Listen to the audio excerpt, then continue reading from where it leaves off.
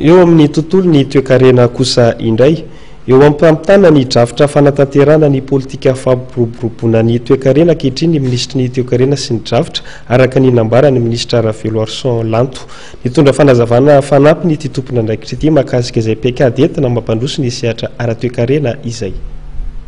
Amizao mitsika miteny zao efa nanomboka nanampy na ny aide budgétaire indrindra efa nanampy satria ny zavatra ininy bailleur dia hoe entinareo makaiza ty firenena ty amin'ny lafiny économique. Ny plan national tsika zany efa mamaritra an'izay fa ny plan de mise en œuvre dia ny déclinaison ny plan en activité zany hoe zany mety manamora ny costinina mety manamora ny fahafantarana ohatrinina marina moa ny vidiny ty activité ty izy fa zay zavatra zay zany efa mpanombona atsika tsy mbola afaka miteny fepotona